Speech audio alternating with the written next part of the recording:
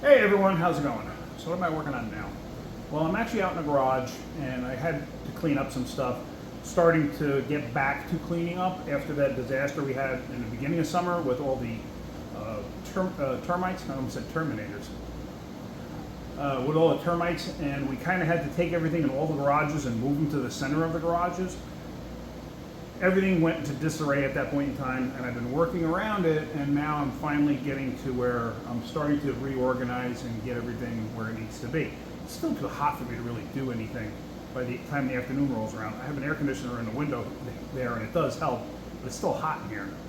On that video I just put up, the one with fixing the ABS sensor, the wiring, the wire that was broken in my buddy's Suburban. I just put that up, I don't know, 4 hours ago. But I've gotten a lot of really good comments on that. And a couple of comments were, why didn't I just take a piece of the wire harness from the right side that I just replaced? Why didn't I just take it? A little gnat flying around here. Why didn't I just take that, cut it, and this way I could have just used a longer piece up to the sensor. I could have used the end of the harness. Yeah, I could have done that. Really no reason to. I had plenty of wire. If it was going to be too short, then sure, I would have done that. Yes, you can do that. Another comment that came early on, and I don't remember who it was. I did respond to you. I don't remember who you were. I apologize for that.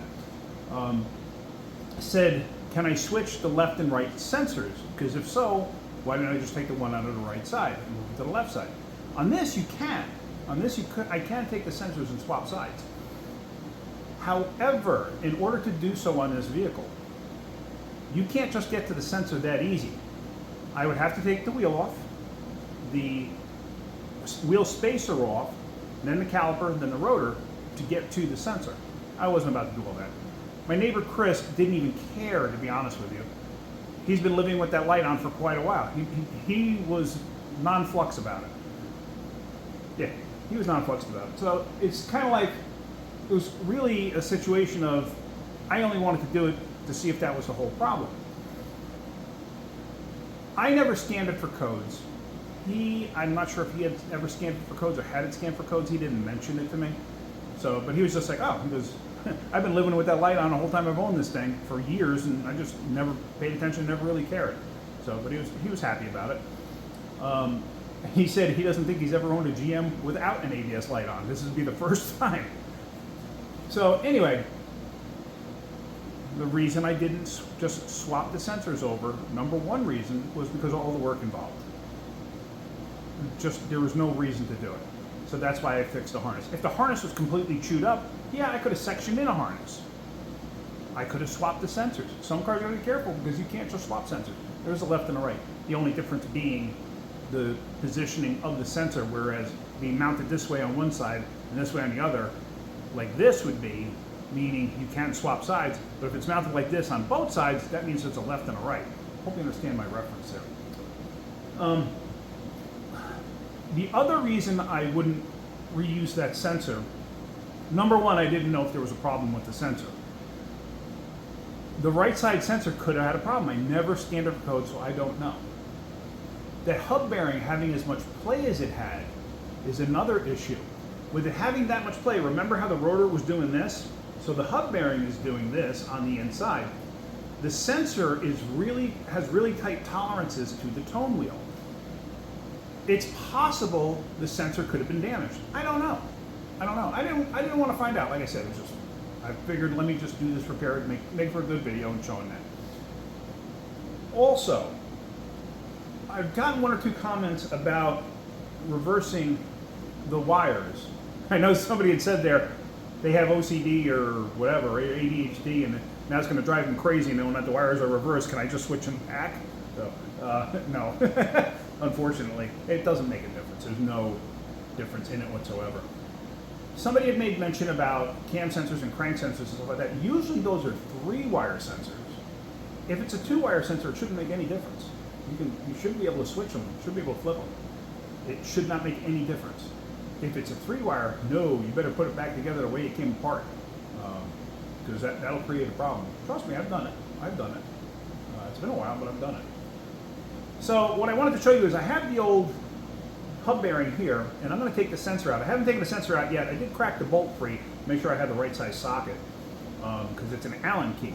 So let's go to that and let's pull that apart.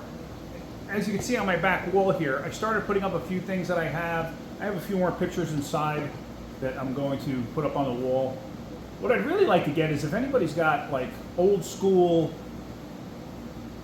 like drag racing or dirt cars or dune buggies, like older photos. I would love that. Like older stock cars, you know, stuff.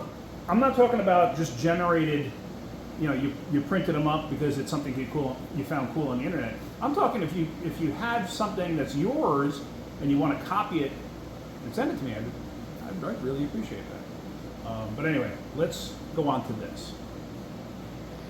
So, on the garage, I'm going to be doing something with that 5.7. I started to discuss that one day, but I never really got to get into it. So,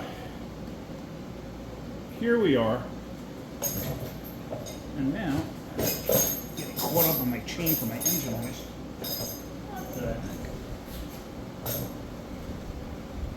Sound like a old movie with ghosts. So I already cracked this free. Now you guys up in the north, like where I'm from, New York, this is usually not an easy task. So all I'm doing is taking the little bolt out.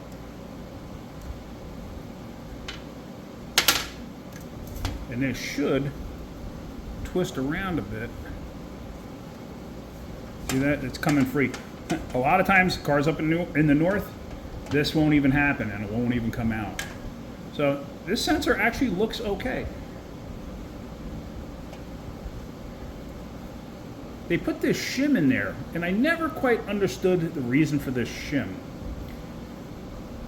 Up in the north, what happens too is this surface area builds up rust and actually will push the sensor out of the way. And this plastic here will become deformed, and it'll actually arch this way and pull the sensor out away from the tone wheel that's inside there. I don't know if I can even see it. Probably not. Let me try. I don't know if I turn that on. Yeah, the tone wheel is in there.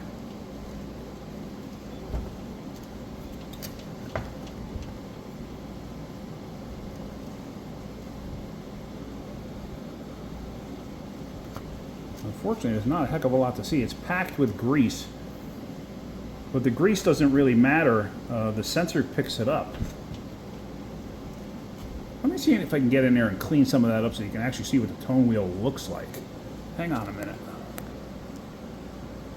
Okay, so what I did do is I cleaned up some of it. And let me try to rotate this, but see it there? Those teeth? See, now that's grease. That's all it is grease in between the teeth. I'm just trying to hold this steady, but you can see they create like a window. See it? And that's what the sensor reads off of. The sensor is just basically like a magnetic trigger. That's all it is. Let me clean this off too. Let me find a rag so I can clean this off and see if it's got any contact damage on it. It probably doesn't, but it might. Let's find out. And it's hard to tell, but that doesn't look great. It looks like it might have been touching that tone wheel at some point, but it does look a little beat up on the very end there. Whoops, where am I? Where am I?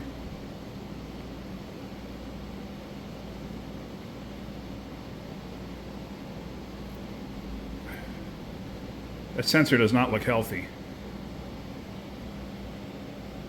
You can definitely see that. It does not look healthy at all.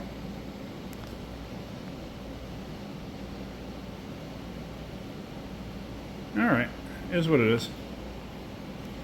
But a lot of sensors, like this one rides... This one sits here as the tone wheel passes like this, okay? You follow? So this is magnetically triggered. So it'll get triggered by each time it passes one of those raises, okay? Like this.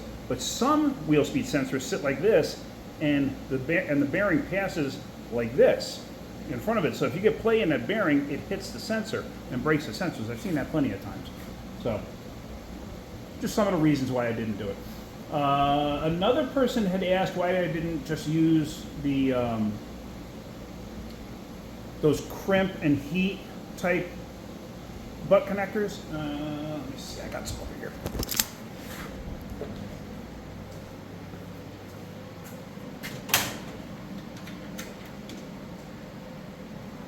This style's okay. This style's okay. I have used these in the past. However, they have a tendency to be a bit bulky. So when I was done with that, it was a nice, clean, very fine repair.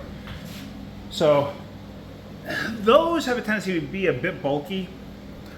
I wouldn't mind using those on the underneath if I was going to like rear wiring or trailer wiring or something like that.